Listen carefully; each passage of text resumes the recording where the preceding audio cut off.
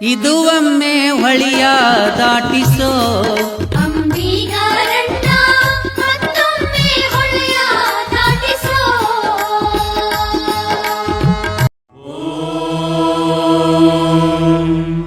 ಪರಮ ಪವಿತ್ರಂ ಮಹಾಕ್ಷೇತ್ರಂ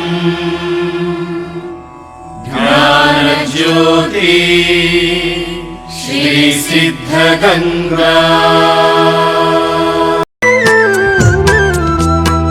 ಹರನ ಕರುಣೋದಯದ ತೆರದಲ್ಲಿ ಬೆಳಗು ತೆರೆಯುವ ಹೊತ್ತಿಗೆ ಅಂಬಿಗ ಚೌಡೇರವರ ಭಾವಚಿತ್ರಕ್ಕೆ ನಮ್ಮ ಗುರುಗಳು ಹಾಗೂ ಸರ್ ಸೋಮ ಅವರು ಸರ್ ಎಟ್ಟಿ ಸರ್ ಸೇರಿ ಪೂಜೆಯಲ್ಲಿ ನಡೆಸಿಕೊಂಡಿರ್ತಾರೆ.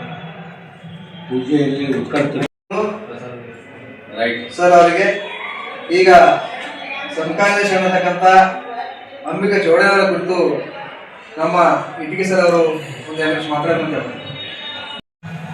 ಪ್ರಮುಖ ಕಾರ್ಯಕ್ರಮವಾಗಿರ್ತಕ್ಕಂಥ ಅಂಬಿಗರ ಚೌಡಯ್ಯನವರ ಜಯಂತ್ಯೋತ್ಸವ ಮತ್ತು ತ್ರಿವಿಧ ದಾಸೋಹಿ ಶ್ರೀ ಶಿವಕುಮಾರ ಸ್ವಾಮೀಜಿಯವರ 7ನೇ ಪುಣ್ಯಸ್ಮರಣೆ ಅಂಗವಾಗಿ ನಡೆದಿರ್ತಕ್ಕಂಥ ಈ ಕಾರ್ಯಕ್ರಮದಲ್ಲಿ ಭಾಗವಹಿಸಿರ್ತಕ್ಕಂಥ ಹಿರಿಯರಾದ ಎಸ್ ಪಿ ಪಾಟೀಲ್ ಸರ್ ಅವರು, ಕನ್ನಡ ಜಾನಪದ ಪರಿಷತ್ನ ಅಧ್ಯಕ್ಷರಾದ ತೀರ್ಥ ಸರ್ ಅವರು, KGB ಗುರುಗಳೇ ಹಾಗೂ ಇಲ್ಲಿ ಸೇರಿರ್ತಕ್ಕಂಥ ಎಲ್ಲ ಗಣ್ಯರು,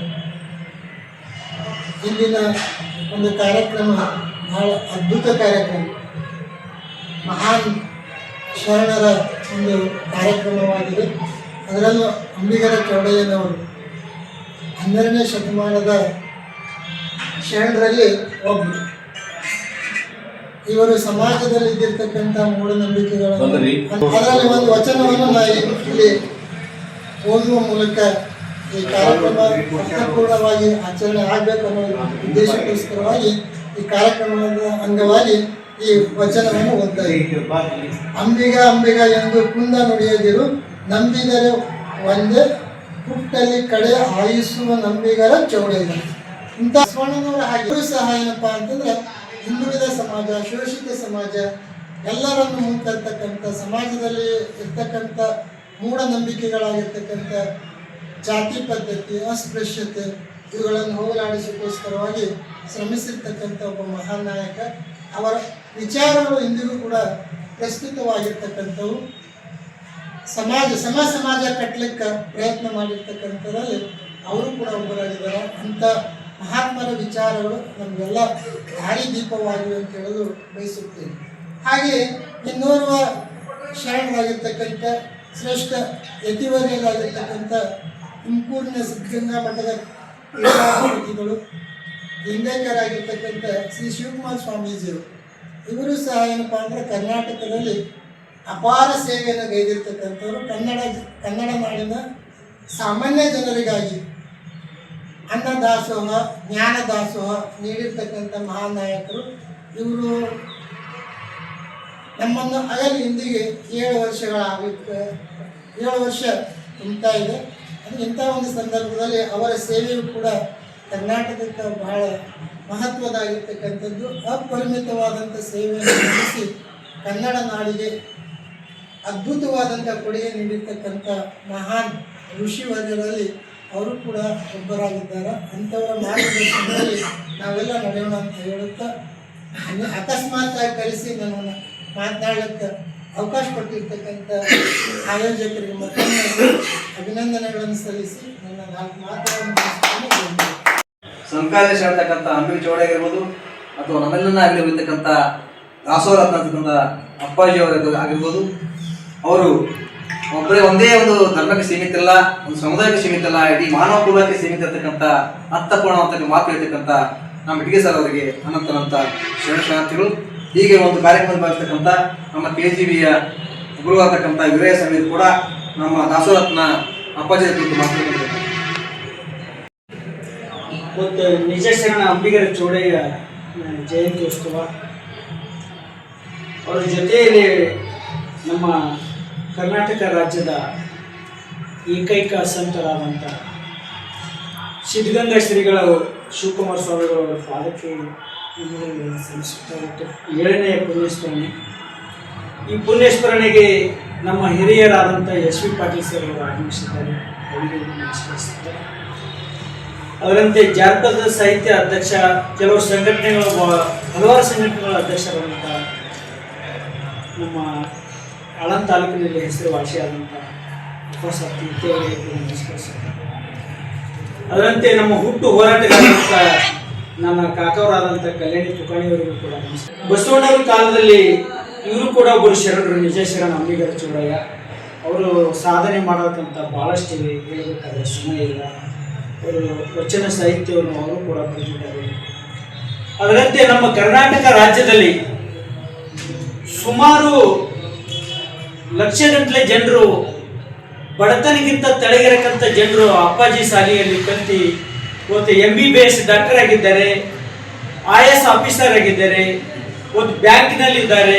ಕೆಲವು ಎಲ್ಲ ಇಲಾಖೆಗಳಲ್ಲಿ ಕೂಡ ಇವತ್ತು ಅವರ ಹೆಸರುವಾಸಿಯಾಗಿದೆ. ಯಾಕಂದರೆ ಬಡತನದಕ್ಕಿಂತ ತಳಭಾಗದಲ್ಲಿ ಇದ್ದಕ್ಕಂಥ ವ್ಯಕ್ತಿಗಳಿಗೆ ಅನ್ನದಾಸೋಹ, ಜ್ಞಾನದಾಸೋಹ, ವಿದ್ಯಾದಾಸೋಹ ಎಲ್ಲವನ್ನು ಕೊಟ್ಟು ಈ ರಾಜ್ಯಕ್ಕೆ ಮುಂದೆ ತರಕ್ಕಂಥ ಕೆಲಸ ಒಬ್ಬ ಏಕೈಕ ಸಂತ ಆದಂಥ ನಮ್ಮ ಕರ್ನಾಟಕ ರಾಜ್ಯದಲ್ಲಿ ಹೇಳಬೇಕಾದ್ರೆ ಅದು ತುಮಕೂರಿನ ಸಿದ್ಧಗಂಗಾ ಶಿವಕುಮಾರ ಸ್ವಾಮಿಗಳು ಅಂತೇಳಿ ಈ ತುಂಬಿದ ಸಭೆಯಲ್ಲಿ ನಾನು ಹೇಳ್ತೇನೆ.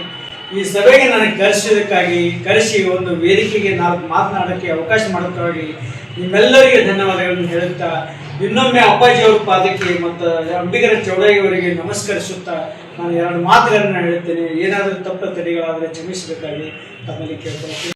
ಇಂದಿನ ಈ ಒಂದು ಜಯಂತಿ ಕಾರ್ಯಕ್ರಮ ಭಾಗವಹಿಸಿ ದೇಶದ ಅಪ್ಪಾಜಿ ಹಾಗೂ ಅಪ್ಪಾಜಿ ಕುರಿತು ಇದು ಕಾರಣಿಕ ಸಭೆ. ಕಾರಣ ಇದ್ದೇ ಯಾರೂ ನೆಲೆಯಲಿಲ್ಲ. ಏನು ಕಾರಣ ಅಂದ್ರೆ, ಆಗಾಗ ಈ ಭೂಮಿಯ ಮೇಲೆ ವಿದ್ಯಾವಂತರು, ಜ್ಞಾನಿಗಳು ಆಗಾಗ ಹುಟ್ಟುತ್ತಾರೆ, ನಿರಂತರ ಅಲ್ಲ. ಆ ನಿರಂತರತೆಯಲ್ಲಿ ಮೊದಲು ಕ್ರಿಸ್ತ ಶಕ ಪೂರ್ವದಲ್ಲಿ ಬುದ್ಧ ಬಂದ. ಅಸ್ಪೃಶ್ಯತೆಯನ್ನು ತೆಗೆದುಹಾಕುವುದರಲ್ಲಿ ಪ್ರಾಮಾಣಿಕವಾಗಿ ಪ್ರಯತ್ನವನ್ನು ಮಾಡಿ ಆ ಭಾಗದಲ್ಲಿ, ಉತ್ತರ ಭಾಗದಲ್ಲಿ ಆಡಳಿತ ಭಾಷೆಯಾದಂಥ ಪಾಲಿ ಭಾಷೆಯಲ್ಲಿ, ಜನಸಾಮಾನ್ಯರ ಭಾಷೆಯಾದಂಥ ಪಾಲಿ ಭಾಷೆಯಲ್ಲಿ ಮೌರ್ಯ ಸಾಮ್ರಾಜ್ಯದ ಏರಿಯಾದಲ್ಲಿ ಬುದ್ಧ ಈ ಜಾತೀಯತೆಯನ್ನು ತರಬೇಕು, ನಾಶ ಮಾಡಬೇಕು ಅನ್ನುವಂಥ ದೃಷ್ಟಿಯಿಂದ ಬೌದ್ಧ ಭಿಕ್ಷುಕಿಣಿಯರನ್ನು, ಬೌದ್ಧ ಶಿಷ್ಯರನ್ನು ನಿರ್ಮಿಸಿ ಅದಕ್ಕೆ ರಾಜಾಚಾರ್ಯ ಅಶೋಕ ಕೊಟ್ಟ. ಅಂಥ ಒಂದು ಜ್ಞಾನದ ಕುರಿತು ಮೊದಲು ನಮಗೆ ಗುಲ್ಬರ್ಗಾ ಜಿಲ್ಲೆಯ ಸನ್ನತಿ ತಾಲೂಕಿನಲ್ಲಿ ಬುದ್ಧನ ಅವಶೇಷಗಳು ನಮಗೆ ಸಿಕ್ಕಾಗ ಬುದ್ಧ ಮಾಡಿದಂಥ ಕೃಷ್ಣ ಪೂರ್ವದ ಸಂಹಿತೆಯನ್ನು, ಕ್ರಾಂತಿಯನ್ನು ಮಾಡಿದವರು ಬಸವಣ್ಣವರು. ಅವರ ಅನುಯಾಯಿಗಳಲ್ಲಿ ನಮ್ಮ ನಿಜ ಶರಣ ಅಂಬಿಗರ ಚೌಡಯ್ಯ. ಈತನ ಭಾಷೆ ಕಠಿಣ. ಯಾವುದೇ ಹೇಳಬೇಕಾದ ವಿಷಯಗಳನ್ನು ನೇರವಾಗಿ ಜಾನಪದ ಶೈಲಿಯಲ್ಲಿ ಹಳ್ಳಿಗರ ಭಾಷೆಯಲ್ಲಿನೇ ಉಪಯೋಗ ಮಾಡಿದಂಥ ಮೊದಲೇ ಜಾನಪದ ವಚನ ಸಾಹಿತ್ಯಗಾರ ಈತ. ಹಳ್ಳಿಗಳಲ್ಲಿ ಬರುವಂಥ ಮೆಟ್ಟು, ಕಟ್ಟಿಗೆ, ಇಂಥವುಗಳನ್ನೇ ಬಳಸಿಕೊಂಡು ಅವುಗಳ ಆಧ್ಯಾತ್ಮಿಕ ಶಕ್ತಿಯನ್ನು ಅವುಗಳಿಗೆ ನೀಡಿ ಹೇಳ್ತಾರೆ. ತುಕಾಣಿಯವರು ಹೇಳಿದಂತೆ, ಕೊರಳಲ್ಲಿ ಕಟ್ಟಿದಂತಹ ಲಿಂಗವನ್ನು ಬಿಟ್ಟು ಬೆಟ್ಟದ ಮೇಲಿರುವ ಲಿಂಗಕ್ಕೆ ಹೋದಲೆ ಅವರನ್ನ ಕರೆತಂದು ಕೆರವಲೇ ಹೊಡೆಯಂದ ಅಂತ ಅಂಬಿಗರ ಚೌಡಯ್ಯ. ಇಲ್ಲ, ಅವ್ರು ಮೊದಲು ಕರ್ತಾರೆ. ಇದರ ಅರ್ಥ ಏನು? ಗಂಭೀರವಾದ ಎಳೆತವನ್ನು ಹೇಳ್ತಾರೆ. ನೀವು ತುಂಬದಲ್ಲ, ಅವರು ಎಳುತ್ತಾರೆ ಅಂತ ಹೇಳ್ತಾರೆ. ಅಲ್ಲಿ ಏನಿದೆ ಅಂತಂದ್ರೆ, ಆ ಸಾಹಿತ್ಯದಲ್ಲಿ ಎಳೆಯಲಿ ಇದರ ಅರ್ಥ ಏನು? ಬಾಯಿಲಿ ಹೇಳಿದ್ರು ಬರುವಂಥ ವಿಷಯ ಅಲ್ಲ, ಅವ್ರನ್ನ ಎಳೆದಾರೆ. ನೀವು ಶಕ್ತಿ ಪ್ರಯೋಗ ಮಾಡಿ ಅವ್ರ ಕರೆತಂದು ಎಡಗಾಲಿನ ಕೆರವಲೇ ಹೊಡೆಯಂತ ಸರ್ವಂತ ಯಾವತ್ತ ಬಲಗಾಲಿನಿಂದ ಅಲ್ಲ, ಎಡಗಾಲಿನಿಂದ ಹೊಡೀರಿ. ಬಲಗಾಲಿ ಹೊಡೆದ್ರೆ ಮಾತ್ರ ನಮ್ದು ಬಲಗಾಲ ತಿಮ್ಮತ್ಕ ಮಾತ್ರ ಅಂತ ಇಷ್ಟು ಅಪವಿತ್ರವಾದಂಥ ಭಾಷೆಯನ್ನು ಬಳಸಿ ಸ್ಥಾವರ ಲಿಂಗಗಳಿಗೆ ವಿರೋಧವನ್ನು ವಹಿಸಿದಂಥ ಶರಣರಲ್ಲಿ ಧೀರ ಅಂಬಿಗರ ಚೌಡಯ್ಯ. ಕೊನೆಗೆ ಹಾರಿಸವ ನಿಮ್ಮ ಅಂಬಿಗರ ಚೌಡಯ್ಯ ಅಂತ ಹೇಳ್ತಾರೆ. ಈ ಸಂಸಾರ ಅನ್ನೋದು ಮಹಾಸಾಗರ. ಈ ಮಹಾಸಾಗರದಲ್ಲಿ ನನ್ನ ಅಂಬಿಯ ಮೇಲೆ ಕುಳಿತ ನಿಮ್ಮನ್ನು ಕೊನೆಗೆ ಹಾರಿಸುವನು ಯಾವ? ನಿಮ್ಮ ಅಂಬಿಗರ ಚೌಡಯ್ಯ ಅಂತ ಮಾತನ್ನು ಹೇಳಿದ್ದಾರೆ. ಕೊನೆಯದಾಗಿ ನಮ್ಮ ಸಿದ್ಧಗಂಗಾ ಶ್ರೀಗಳು 19ನೇ ಶತಮಾನದಲ್ಲಿ ನಡೆದಾಡುವ ದೇವರಂತೆ ಜನರು ಕಳೆದರು. 100 ವರ್ಷಕ್ಕಿಂತ ಆಯುಷ್ಯವುಳ್ಳಾಗಿ ಹುಟ್ಟಿದ ಆರಂಭದಿಂದ ಒಬ್ಬರ ಕಡೆಯಿಂದ ಬಟ್ಟು ಮಾಡಿಸಿ ತೋರಿಸಿಕೊಳ್ಳದೆ ಯಾವುದೇ ಪತ್ರಿಕೆಗಳಲ್ಲಿ ಸುವರ್ಣ ಅಕ್ಷರಗಳೇ ಬಂದವಿಲ್ಲ, ಆ ಅಕ್ಷರಗಳಿಂದ ಅವರು ಯಾವ ತಪ್ಪು ನೃತ್ಯಗಳು ಆಗಿಲ್ಲ. ಈಗಿನ ಅನೇಕ ಪತ್ರಿಕೆಗಳೇ ನಾವು ಕಂಡಾಗ ಎಷ್ಟೋ ಸ್ವಾಮಿಗಳ ಅನಾಚಾರಗಳ ಅತ್ಯಾಚಾರಗಳನ್ನು ನಾವು ಕಾಣ್ತೇವೆ. ಅವಳು ಕನಸಲ್ಲಿಯೂ ಕಾಣುವಂಥ ದೇವರಂಥ ವ್ಯಕ್ತಿಯಾಗಿದ್ದರು.